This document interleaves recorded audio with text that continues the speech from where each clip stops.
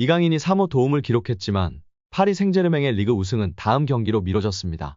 PSG는 프랑스 파리의 파르크 대 프랭스에서 열린 리그앙 31라운드 르 아브르와 경기에서 3대3으로 무승부를 거뒀습니다. 이 경기에서 승리에 승점 3점을 추가, 승점 72점을 만들었다면 리그 우승을 확정 지을 수 있었던 PSG는 아쉬운 무승부로 승점 70점을 기록, 우승 조기 확정을 다음 라운드로 미뤘습니다. 다만 리그 2위 AS 모나코가 29일 있을 리옹과 경기에서 승리하지 못한다면 PSG의 우승은 확정됩니다.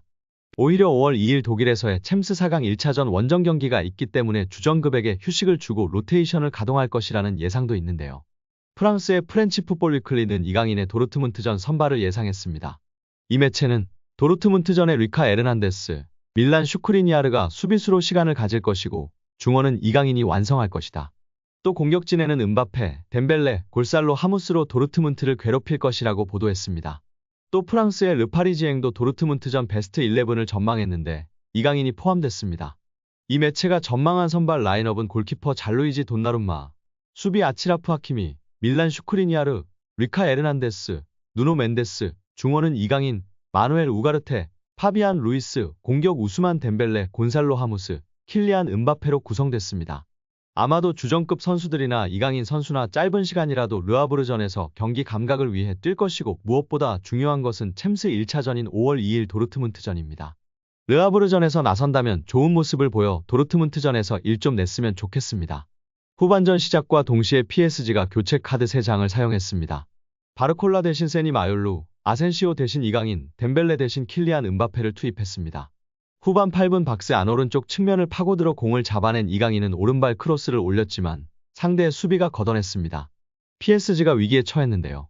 후반 14분 박스 안에서 다닐루가 네고를 손으로 쳐냈고 이후 비디오 판독 VAR이 진행됐습니다. 주심은 페널티킥을 선언했고 결국 르프아르가 골을 추가했습니다. 득점이 급해진 PSG는 후반 17분 콜로 무아니, 마르퀴뇨스 대신 곤살로 하무스, 밀란 슈크리니아르를 투입했습니다. 이후 PSG는 르아브르의 박스 근처에서 공을 돌리며 기회를 노렸지만 좀처럼 슈팅 찬스는 나오지 않았습니다. 후반 33분 PSG가 한 골 따라붙었습니다. 하키미가 하무스에게 패스한 뒤 곧장 박스 안으로 뛰어 들어갔고 하무스는 다시 하키미에게 찔러줬습니다. 하키미는 정교한 오른발 슈팅으로 득점을 만들었습니다. 이후로도 PSG는 계속해서 르아브르의 골문을 두드렸습니다. PSG가 탄식을 내뱉었습니다. 후반 39분 이강인이 박스 앞에 은바페에게 패스했고 은바페는 뛰어들어가는 하무스에게 공을 연결했습니다. 순식간에 만들어진 골키퍼와 1대1 찬스, 하무스는 슈팅했지만 골키퍼 아르투르 데스마스가 얼굴로 막아냈습니다. 환상적인 연계 플레이의 시작이 되는 패스를 이강인 선수가 멋지게 넣어주고 은바페가 다시 하무스에 내줬으나 아쉽게 골로 연결되지 못한 것입니다.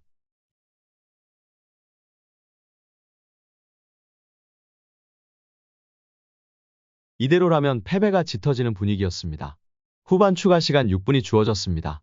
추가 시간 5분 이강인이 공격 포인트를 기록했습니다.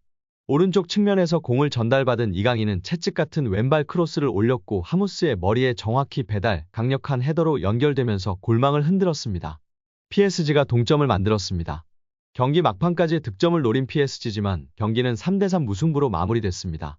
경기 종료 후 평점 전문 매체 폼몹은 양팀 선수들의 평점을 공개했습니다. 이강인은 45분만 소화하고 7.2점의 괜찮은 평가를 받았습니다. 아센시오와 교체로 그라운드를 밟은 이강인은 슈팅 1회와 패스 성공률 89%, 기회 창출 1회, 상대 박스 네터치 4회, 볼 리커버리 1회를 기록하면서 존재감을 제대로 뽐냈습니다. 이강인 선수는 소파스코어 평점에서는 7점을 받았습니다.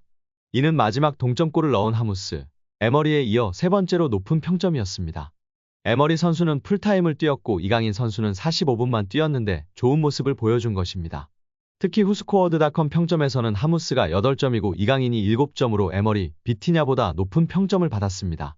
에머리는 6.7점, 비티냐는 6.3점이었습니다. 이날 하무스가 8점으로 가장 높았고 하키미가 7.5점으로 2등이었고 이강인 선수가 7점으로 3등을 기록했습니다. 패배할 수 있었던 팀을 마지막 택배 크로스로 팀을 구해낸 멋진 어시스트를 인정받았습니다. 영국의 플래닛 풋볼이 흥미로운 기사를 실어 눈길을 끌었습니다. 지난 2020년 그러니까 지금으로부터 4년 전 세계 축구 최고 유망주로 꼽힌 10인에 대한 기사입니다. 4년 후 그들이 어떻게 변했는지를 다루며 화제가 되고 있습니다. 4년 전 최고 유망주로 꼽힌 이들은 모두 2000년대 초반 출생입니다. 10대 유망주를 넘어 지금은 20대 전성기로 진입할 시기입니다. 이 매체는 2020년 최고의 원더키즈 10위는 지금 어디에 있나요? 2020년 영국의 골닷컴이 미래 축구를 지배할 것으로 예상되는 원더키즈를 발표했고, 우리는 지난 4년 동안 상위 10명을 분석했다고 보도했습니다. 이어 이 목록에는 항상 성공과 실패가 있다. 축구의 본성이다. 2020년 최고의 별들은 지금 어디에 있는지 살펴보자고 덧붙였습니다. 이 목록에 이강인이 포함되어 있는데요. 이강인은 2020년 최고 원더키즈 7위에 랭크된 바 있습니다. 지금은 프랑스 최고의 빅클럽 파리 생제르맹에서 활약하고 있습니다. 이 매체는 이강인은 한국에서 리얼리티쇼에 출연하면서 6살 때부터 대중의 관심을 받았다. 4년 후 발렌시아 유스에 합류했고 이후 상승세를 탔다. 발렌시아 1군에 올라섰고 마요르카에서 좋은 활약을 펼쳤다. 그리고 이강인은 현재 PSG 소속으로 유럽축구연맹 챔피언스리그에 참여하고 있다고 설명했습니다. 그럼 이강인 동기들은 무엇을 하고 있을까요? 10명의 명단은 화려합니다. 거의 대부분이 성공의 길을 가고 있는데요. 10위는 라이언 흐라번베르흐는 리버풀에서 뛰고 있습니다. 9위는 쿠보 다케우사는 레알 소시에다드입니다. 8위는 모하메드 이아타레는 슬라비아 프라하에 있습니다. 7위는 이강인 선수였습니다. 6위는 가브리엘 마르티넬리로 아스널에서 뛰고 있습니다. 5위는 에두아르도 카마빙가로 레알 마드리드에서 핵심 선수가 되었습니다. 4위는 헤이니에르로 지로나에서 뛰고 있습니다. 3위는 메이슨 그린우드로 헤타페에서 뛰고 있고 2위는 안수파티로 이번에 브라이튼으로 둥지를 옮긴 상태입니다. 대망의 1위는 호드리구로 레알 마드리드의 주전 공격수가 되었습니다. 1위를 차지한 호드리구에 대해 이 매체는 4년 전 이 명단이 작성됐을 때 호드리구는 레알 마드리드에서 막 커리어를 시작하고 있었다. 그는 뒤를 돌아보지 않았다. 카를로 안첼로티 감독 아래 공포의 삼지창 오른쪽에 위치해 있다. 그의 경기 수와 기량을 매 시즌 향상됐다. 호드리구의 전성기는 아직 오지 않았다. 다음 무엇을 할지 기대가 되는 선수라고 극찬했습니다. 4년 전 원더키드에 이름을 올린 이강인 선수가 현재 자랑스러운 프랑스 거함의 일원으로 성장하고 있는 상황입니다. 이 상황 속이라면 정말 세계적인 레벨의 선수로 크는 것은 시간 문제일 것 같은데요. 우리가 상상하는 그 이상까지 자라날 이강인 선수를 기대하고 응원합니다. 파리 생제르맹이 어린 선수들로 유럽 대항전에서 우승을 노립니다. PSG가 8강에 진출했습니다.